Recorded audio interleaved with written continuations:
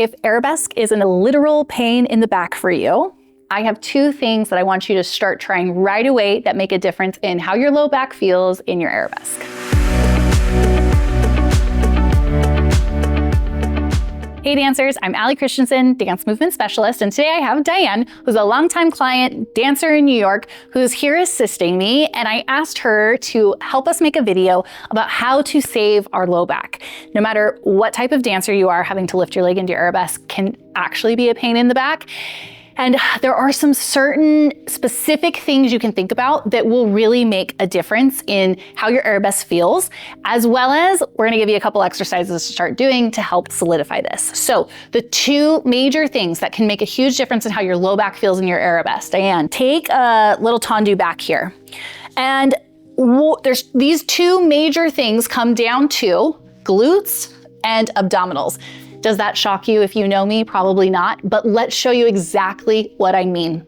When we lift to Arabesque, we think so much about the low back being the primary mover, and it doesn't have to be. In fact, the rest of the spine can assist quite a bit to take some of the load out of your low back, and your glutes, the magic, the moneymaker, these will really, really help you take some of the load from your low back into the glute. So the first bit of your Arabesque should not be thought of as low back. So from your tendu to your dégagé height here, do you notice how her low back doesn't really move? Go back down. Do that a few times for us, Diane. You'll watch as she lifts, her pelvis stays still, her low back is not gripping. Show us one that your back does a lot. See how she dips, or her low back tries to bring it up right away. Sometimes I see this, I'll do this one. We go low back, low back. There's a lot of work for the glute to do. So she's gonna think about her tendu sliding on the floor back an inch, then sliding up the wall as she pushes out. Go as high as you can with your glute, then the rest of the back comes into the picture as we lift into our Arabesque, lower down, that's great. If you can make the tendu to dégagé get stronger and higher with the glute, you're gonna save your low back for higher Arabesque. Your low back kind of has a capacity. It's only gonna do so much. And if you start using it right at the beginning, you're using it when you could be doing other things. So glutes, then low back. Now, the second thing that I want you to be really aware of is that when we're thinking about Arabesque and we're thinking, oh, my back has to do so much, we do so many exercises and thoughts about the back of the body engaging. We forget that the front of the body has to counteract what's happening here.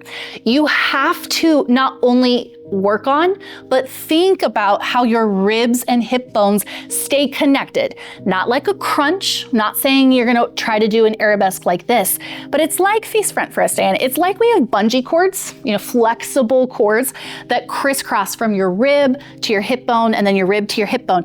And they help keep us together, but can also pull and stretch. So instead of turn sideways, do a Arabesque where you really let your ribs flare.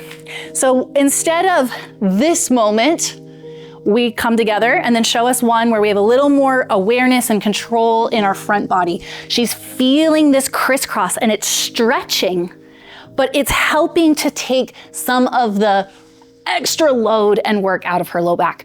So we're gonna give you 2 exercises to start practicing right away to help with this tendu in your glute and a little bit of extra rib connection.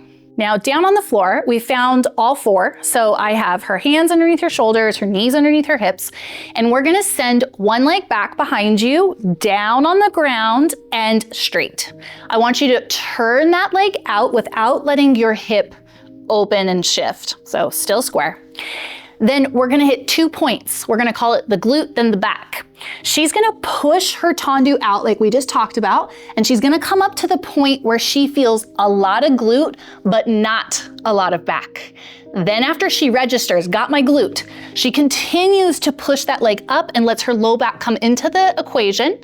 Then her belly helps collect and bring it back down to a tendu down on the floor. Watch one more time. She gets long head to toe, Then the glute brings leotard line, brings this up as high as it will go. It's not very high. Then she keeps pushing out and up, and she even thinks of her chest being pulled out that way so we get the whole back. Then belly helps bring it back down and together. Now, if she did not think about her crisscross in her front body that we were just talking about, can you show us one where your back dips a lot because you're not holding your front belly? We get this sink in the shoulders. It's a lot of crunchies on the low back, and it may be higher or not. I don't actually think it is, but it does not feel great on the body. And this is when you start saying, ow, my low back. So by creating space and length and putting more work into the glute, supporting through the shoulder girdle, your low back can be saved for your higher work. Now, to help you feel this rib connection feeling, let's try a plank rock. So we're gonna come down onto your elbows. You're gonna send your legs back into a plank position, keeping the hips down and feeling the crisscross of the bungee cords pulling your rib. She's gonna push the floor and pull her head towards the wall and then push her heels towards the back. As she pulls, it's like she's trying to pull the floor. So she really doesn't look like she's doing a lot, but she is shaking because she's pulling the carpet towards her and then pushing the floor away from her one more time. She's keeping a long flat back. There's no twisting, nothing's happening except a forward back slide, relax down. Whew, that was shaky because she was working hard. So this pull gives us this feeling of this happening.